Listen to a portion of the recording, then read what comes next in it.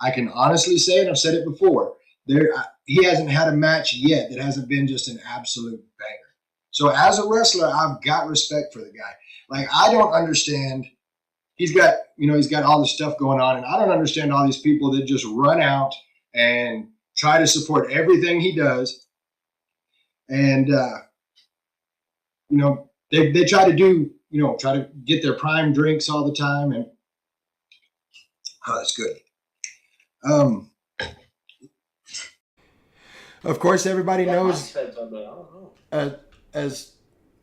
As everybody knows, we've got BCW Wild Horses in Wilson, Texas, coming up on February 3rd.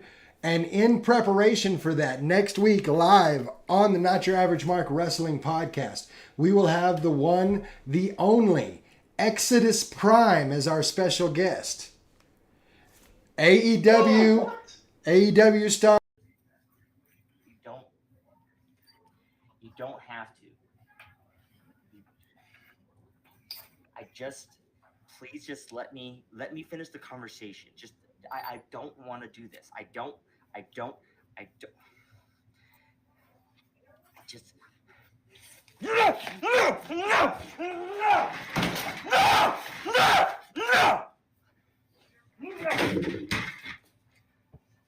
Look at this! This belongs to me! Not you! None of this! Jim, this belongs to me! Me! I earned this! Not you! The news we received yesterday of the passing of Terry Funk is one that hits all of us, especially us here in West Texas, really, really hard. Terry Funk was a legend in every sense of the word. He is the reason West Texas wrestling is what it is. A hardcore legend, a legend outside the ring. There's the chat. We have the official tagline for Tornado Slam. So y'all use that information. Go get you a ticket. It'll be out on our socials. It's on Squared Circle Pro's socials as well. We will be there. We will be there. We will be there. We will be there. You're going to be in Florida with doing Mickey Mouse stuff. Yeah. Oh. So are we seeing a shift to all your heavyweight stuff on Raw and your high flying luchador stuff on SmackDown? I can tell you that is charcuterie because Ricochet is on Raw. Okay. It's not shark. That is a bunch of charcuterie. All right. Well, yeah. With that, we're at. What you think? So The Rock is on Buddy's list. The Rock is on my list. The Rock is on your list. The Rock is on our chat's list.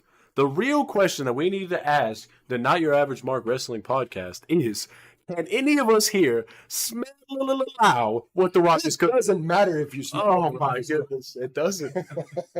But it's things like that. It doesn't matter. I'm curious because I'm like, how are they going to make someone? Because all the promos they've done to build him up, I'm like, the way that Sammy's been taking shots for Roman Reigns, the only real shot he's given back is a shot with the chair, and then he just got mollywopped. He's never been the guy who just comes out and messes people up. What do you get? And can overpower Roman Reigns. What do you get? Wally mopped, obviously. Again, table. There will possibly be a table there that might or might not have something to do with the match. Come out and see us. I want to say thank you again to everybody in the chat. Thank you to the boys for being here tonight. I want to say thank you to Ross and the boys from Labor 12 for being here. With these guys every time. We're there. Okay. Has to be this man chilling in the ring with two torn freaking quads. And just still yelling at it, you're fired, pretty much. Just getting there, dogging on everybody, not even able to stand. That's right there. Raw. Well, that was Royal Rumble. Still, though, that moment, that moment when he slides in, goes to stand up, and just sits down against the rope. Is going to be the year for West Texas Wrestling, especially at Squared Circle Pro. But July 19th, that is going to be an event that you will not want to miss under any circumstances, because I am dead set to make that night the biggest night in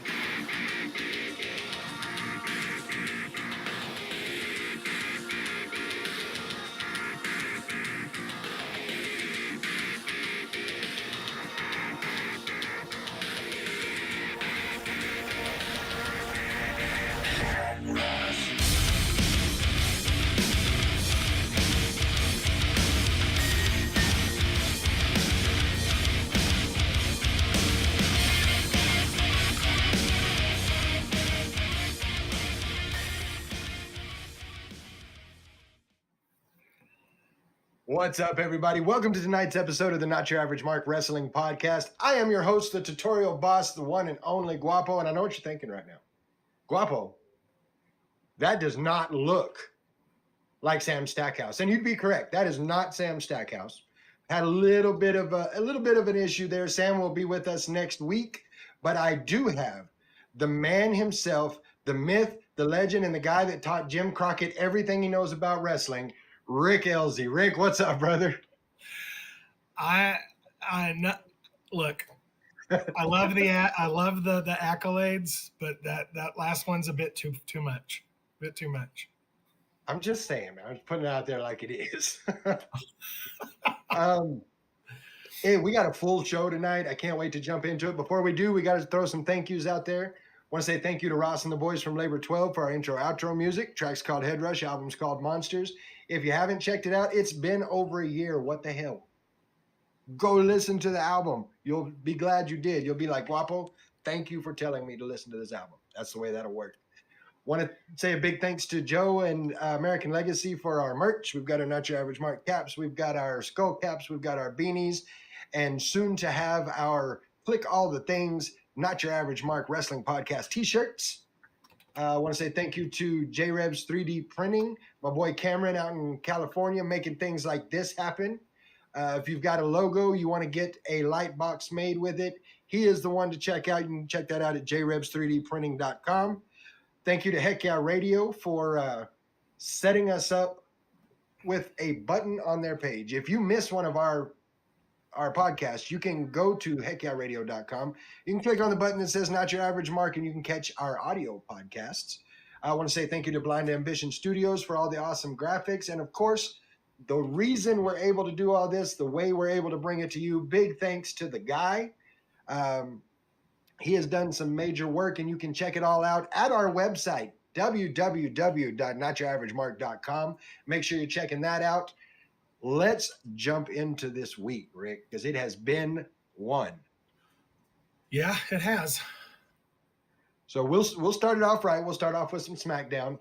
And we started SmackDown with the Grayson Waller effect. Not my favorite talk show. I mean, they don't have a Jericho-tron 5000 or nothing. So, I mean, they're kind of under the bar. But he has the best host desk of any of the talk shows. And I mean, he's got palm trees too. It looks very much like the old Tuesday Night Titans set. You know, you're right. I hadn't thought about that, but you're right. Yeah. Well, we opened the show with Grayson Waller effect. Cody comes out. Waller was not happy about him holding the crowd, doing his catchphrase. Not happy about it at all. Wasn't having it. KO comes out, and I'm honestly going to say KO saved this segment for me, because this was your standard, I'm the good guy, you're the bad guys, we're going to talk trash thing. Funniest thing of the night for me. Of course, chaos ensues, and you've got Austin Theory and Grayson Waller outside of the ring. Cody getting ready to fight him, and KO comes to console Cody by telling him it's because they don't have adrenaline in their souls. They don't. I laughed. Like, Kevin Owens, man, I just can't say enough about him and his impromptu things he spits out there. Yeah. Like, and this is one of the best ones. I laughed way too hard at that. But yeah, they don't Yeah. have adrenaline in Kevin's their really soul. funny. Kevin's really funny. We jump into our first match of the night: LA Knight versus Santos Escobar for the United States Championship. I don't think I have to say who I was pulling for, but if you asked me if it was LA Knight, yeah, of course it was. All in all, good match. We got the Legado getting booted from the ring, which is always a good thing.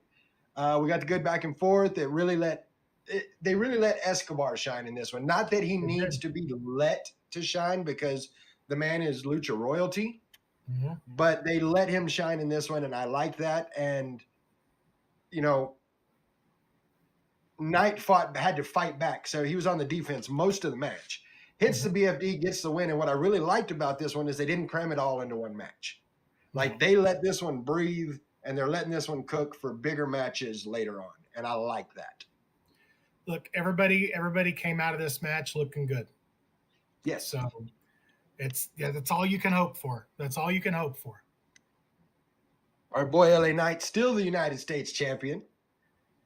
I We think went he's from going to that. be the United States champion for a while. I don't expect him to lose that belt anytime soon. I'm hoping not, man. I'm so happy they put that belt on him. I mean, here's the look. He doesn't need it. He doesn't need it. He's over like No. over. But I think that they're going to want him to have a nice run with it. But I think that, the whole idea is the guy's super over. So we need to give him enough of a run so that way when we decide to plug somebody in there, he can do the honors and make somebody a bigger star. So No, I agree. I agree wholeheartedly. Before we go any further, I do have to say what's up. In my thank yous, I forgot to thank everybody joining us tonight. We got J-Rev, my boy Cameron in there. Daddy Boss 74. We got Mikey and Fred. What's up, everybody? Thank you so much for joining us tonight. Was informed as we went on the air, we're having a little bit of a technical issue, so just on Twitch tonight. So you guys keep the chat live. Like I got to tell you, you guys do that anyway.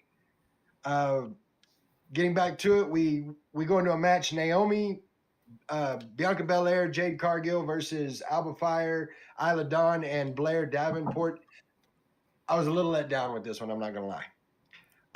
It's had a lot of good build. Like, they've been building to it, but it seems like the finish was a bit rushed, and I never thought I would hear myself say these words, but it kind of felt like Jade Cargill got lost in the mix. Like, how do you lose Jade Cargill in the mix? It's I didn't have a problem with. Look, it was short. It left room for more down the line. It left room for probably Blair Davenport to interfere in some way at Bash in Berlin, because they still got that match in Bash in Berlin. Titles are still in play. This was a match to further a story. And quite honestly, there are times, as much as I love Jade Cargill and I think that her future is extremely bright, there are times when her star is so big and her presence is so big, she drowns out Bianca.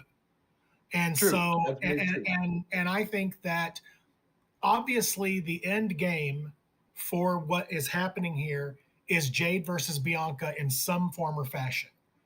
So it's a juggling act to see if we can keep both of these people on the same even keel, if we can keep the spotlight on both at the same time and not allow one to overshadow the other until it's time to split because one of them feels slighted. Well, and follow me on this one for just a minute. Of course, the result of the match, Naomi comes in and is just on one, gets the pin, gets the win on Blair Davenport. But follow me on this. Bianca's in the ring for majority of the match. Mm-hmm. We get Naomi in. Naomi finishes the match, wins it. We don't see much of Jade Cargill. Jade Cargill doesn't strike me as the type that likes to be left out of a match. Could this be the very subtle planting of the split seed? It could end up being something that they come back to. But I think what they were mostly concerned about here was Naomi has been in need of a strong win. Yes.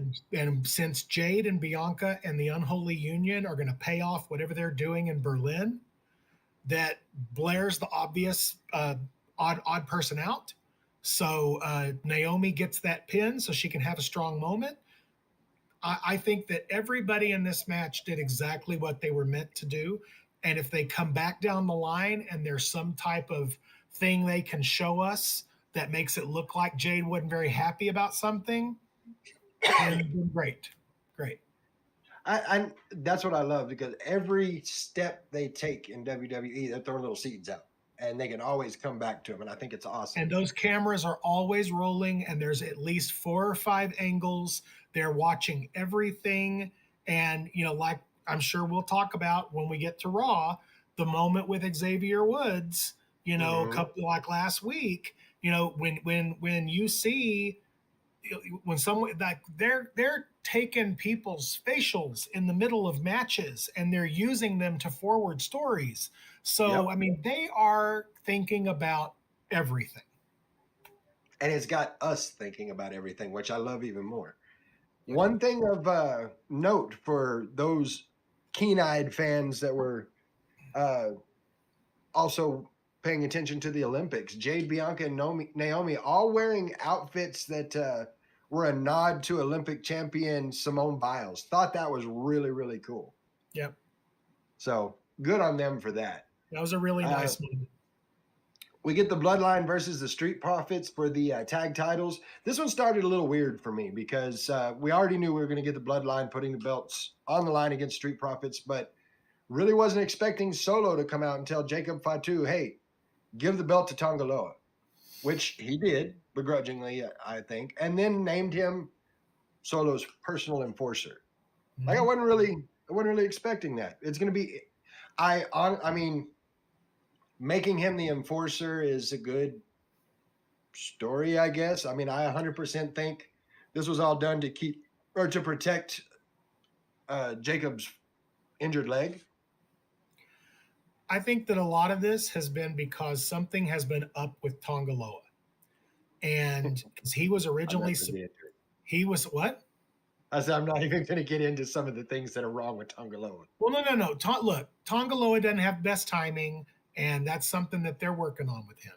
But Tonga Loa has obviously had some kind of a medical issue because he has been advertised, then pulled, and he's been advertised and then pulled. And he was supposed to be on that team when they won the titles. Jacob was added on that night on the show. And so I think that this is now where they wanted to be. They wanted it to be the Gorillas of Destiny, that had the belts. And quite honestly, as much as I meant what I said earlier about the LA Knight thing, I think that he is going to hold that belt for a little bit. I find it very interesting that Jacob Fatu was told to give up a belt and you're my enforcer on the same show where LA Knight says I'm going to have an open challenge next week. I mean, like Mike said in the chat, the seed has been planted. Several seeds have been planted. Now to watch them grow. What does Jacob think about being told to give up a title? What's the relationship between Jacob and Solo, between Jacob and the Gorillas? I mean, there's seeds being planted all over the place. Oh, 100%. And I'm interested to see where they're going to go with that, how they're going to grow those seeds. But as far as the match was heavily dominated by the Bloodline, as expected. And when Tez went on a tear, Solo interferes, the Tongans retain. DIY comes out, they caught a beat down. And I get that the goal is to make the Bloodline look strong as champs, but it just didn't feel like it was competitive. But it also, if you're not going to do the competitive angle on this, where they, competitively win, retain the titles, then it needs to be a very dominant beatdown, and it wasn't that either. So it's kind of in that middle ground, and I'm not sure I like that. I think that they do that because they're trying to show. Remember what Heyman said when the Tongans first started showing up? That all these people, they're crazy, they're wild cards. We've tried to vet all of them before. They were too much. It's too crazy. We didn't want them. They're erratic. They're nuts. They're not going to ever look smooth because they're supposed to be crazy. And when you have that kind of a heel team, they don't have to look super dominant except in the post-match beatdown. That when the numbers game comes into play. And then of course you get Jacob Fatu gets elevated every time he helps somebody do that. But look at the reactions for the Profits. Look at the reaction for DIY trying to make save. They're building stars. They are, no question about that. I'm